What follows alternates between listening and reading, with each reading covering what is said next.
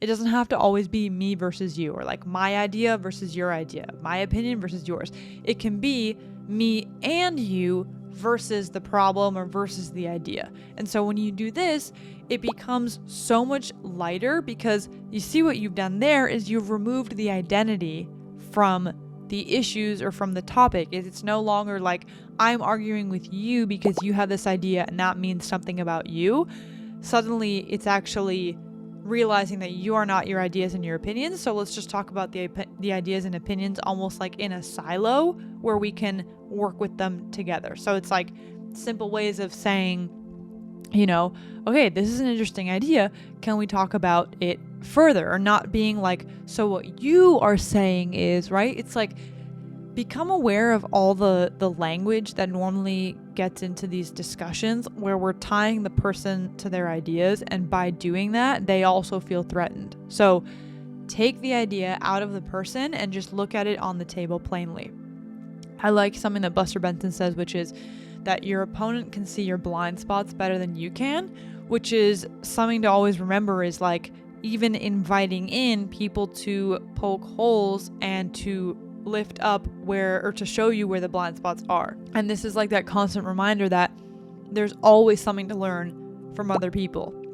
And you can see this as an opportunity, like, okay, this person disagrees with me, amazing. They can start to point out my blind spots, and I can, again, not take that personally and use it as a way to deepen my understanding or to even be proved wrong, which would be cool because I would love to learn the truth, right? Like, we want to understand things better and just expand the way that we look at the world. So working together on the problem is a really great way to take the tension and like the drama out of disagreements, is to look at it as the two of you understanding these issues. And again, it's something that you will probably lead. You will probably lead this in the conversations, because not everybody knows how to do this, clearly, because as a society, we freaking suck at disagreeing.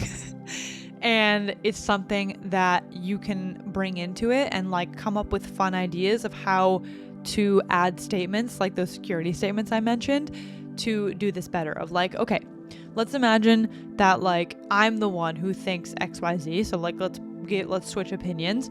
Like, what about this? Or what information would prove this wrong, right? Like really get innovative with how you approach it and just try to depart from the past ways that you would have a conversation about something. So it's like, okay, I currently hold the belief that XYZ, but what if we flipped places? Like, how would you prove this wrong? Or how would you prove this right? Okay.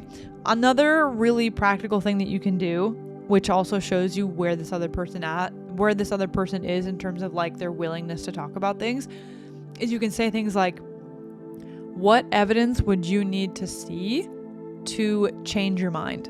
And if you get an answer like nothing, like I won't change my mind, you also should know that, because that can help you dictate like, okay, are we even having a conversation here, or do you just want to tell me how you feel? Which, if that's the latter is the case, then great, good to know.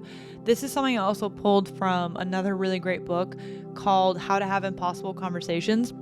I'll also link this in the description.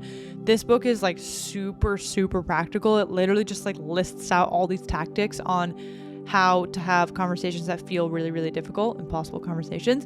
And one of those things is like saying those statements of like, okay, like in order, like what evidence do you need to see to be proved wrong? Or like what would need to be true in order for you to see XYZ, right? So it's like, is this person even interested in having a discussion, having their mind changed? If the answer is no, okay, either one, end of conversation, or number two, you switch to just simply trying to understand them because it is helpful and you want to like see their point more, right? And maybe through trying to understand them and asking those questions that dig deeper into the layers, then all of a sudden like their thinking is exposed to themselves or to you, and then you have more information.